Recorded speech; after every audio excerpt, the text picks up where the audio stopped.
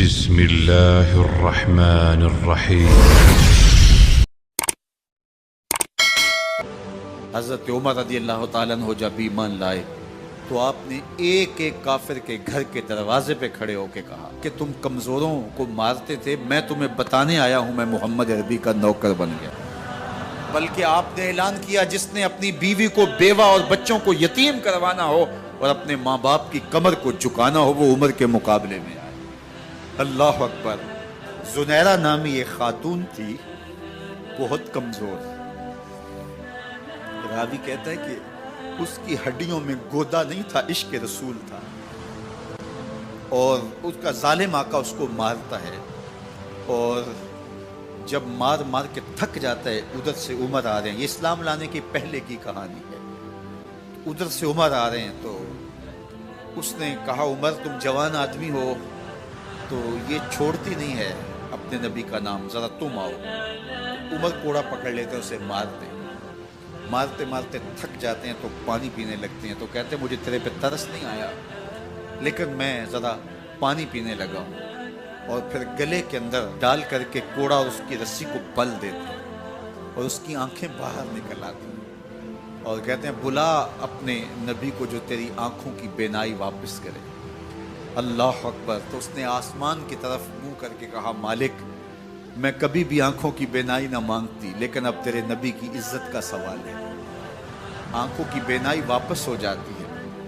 زنیرہ کو بڑا مارا، آج عمر گلیوں میں آنکھوں میں آنسو ہیں اور عجیب دل بے تاب ہے اور کہتے ہیں آؤ بھئی میں حضور کا غلام بن گیا ہوں، تمہیں بتانے آیا ہوں۔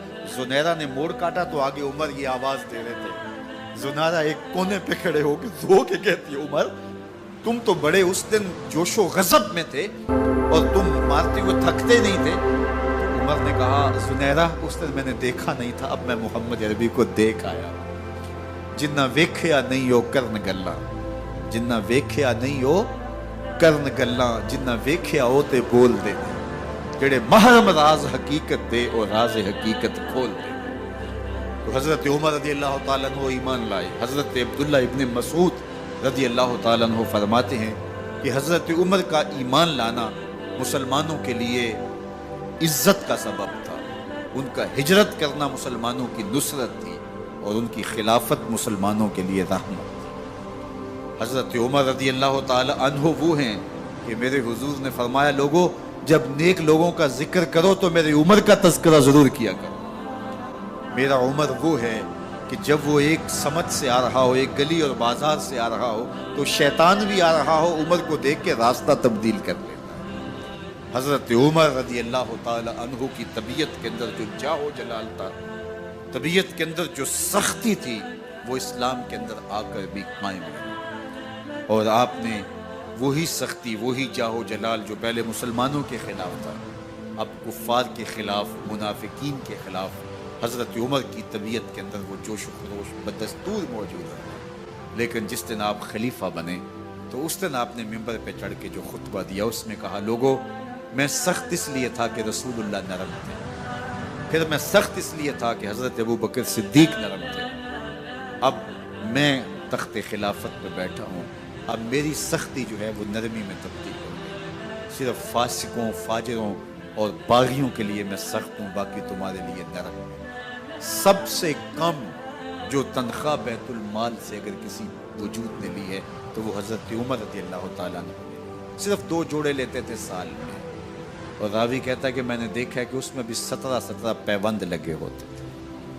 حضرت عمر رضی اللہ تعالیٰ عنہ کا طرز زندگی، آپ کا انداز معاشرت اور آپ کا انداز خلافت، ہر لمحہ آپ کی زندگی کا اٹھا کے دیکھیے کتنی مرتبہ قرآن حضرت عمر کی رائے کے مطابق نازل ہے۔ اللہ تعالیٰ جل شانہ نے ان کو صاحب الہام بنایا تھا۔ ہر امت میں کوئی صاحب الہام ہوتا ہے، حضور کی امت کا صاحب الہام حضرت عمر رضی اللہ تعالیٰ، اور آقا کریم نے انہیں اپنا وزیر قرار دیا۔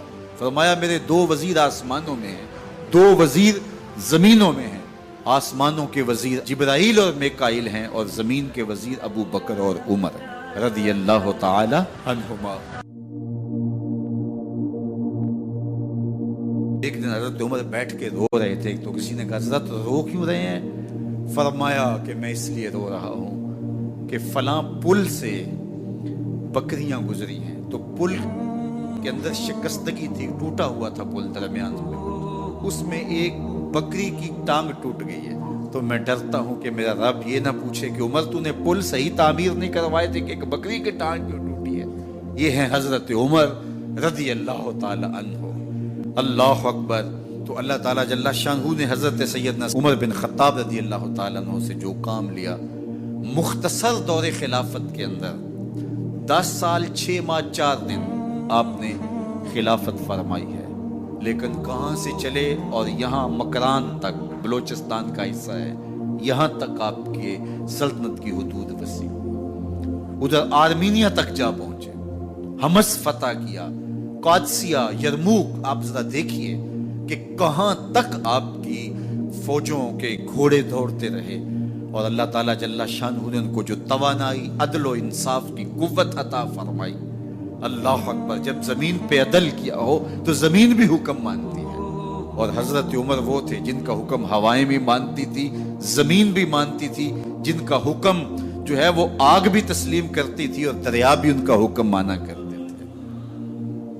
مصر کے اندر یہ رسمیں بد جاری تھی کہ سال کے بعد ایک دوشیزہ کو زیورات پہنا کے اچھے لباس میں ملبوس کر کے دریا کی بھیڑ چڑھایا جاتا، اس کی قربانی دی جاتی، اس کا خون بہتا تو دریا چلتا۔ جب مسلمانوں نے مصر فتح کیا تو گورنر نے لکھا کہ اسلام تو اس طرح کی رسوم کی اجازت نہیں دیتا، لیکن خشک سالی ہے، لوگوں کی فصلیں ویران پڑی ہے، تو حضرت کیا کیا جائے؟ تو حضرت عمر رضی اللہ تعالیٰ عنہ کاغذ کے ٹکڑے پہ لکھتے ہیں بسم اللہ الرحمن الرحیم، مصر کے نیل کی جانب عمر کا خط لکھتے ہیں، اے نیل اگر تو اللہ کے حکم سے چلا کرتا ہے تو چل، ورنہ ہمیں تیرے چلنے کی کوئی حاجت نہیں ہے۔ اور قاصد کو کہا یہ خط لے جاؤ اور جا کے دریائے نیل میں پھینک دو۔ قاصد جا کے خط دریائے نیل میں پھینک دیتا ہے، پانی آتا ہے، ایسا دریائے نیل چلا 14 صدیاں ہوئی ہیں آج تک کبھی بند ہی نہیں ہوا۔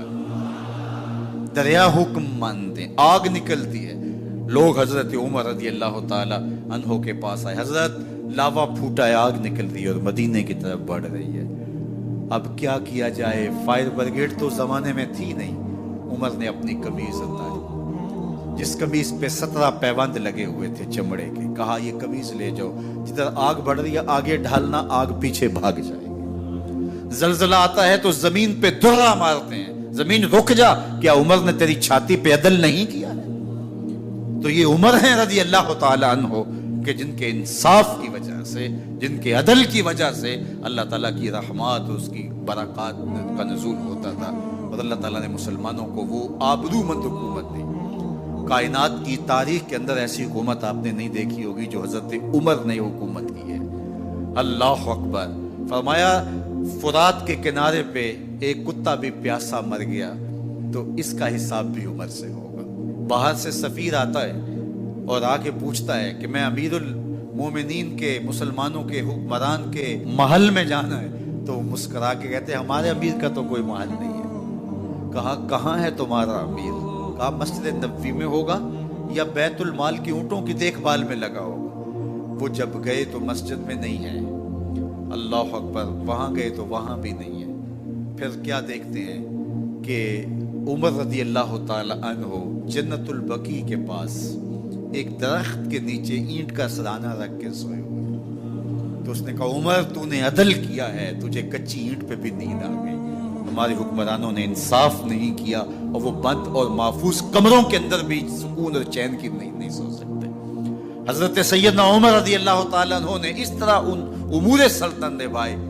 آپ دن کو لوگوں کی دیکھ بھالی کرتے، لوگوں کی ضروریات سنتے سمجھتے، اور جب رات پڑتی لوگ سو جاتے، عمر مدینے کی گلیوں میں پہرا دیتے۔ کائنات نے کوئی ایسا بھی حکمران دیکھا ہوگا؟ اللہ اکبر۔ وہ مجاہد جو مختلف محاذات پہ گئے ہوئے ہوتے، ان کے گھروں کی دیکھ بھالی کرتے، ان کی ضروریات کا خیال رکھتے، ان کی آبرو کا پہرا دیتے۔ راتوں کی تنہائیوں کے اندر حضرت عمر اٹھتے اور جا کے گشت کرتے، چکر لگاتے، دیکھتے کوئی آنکھ پر نم نہ ہو، مفلسی کا کسی گھر میں ماتم نہ ہو۔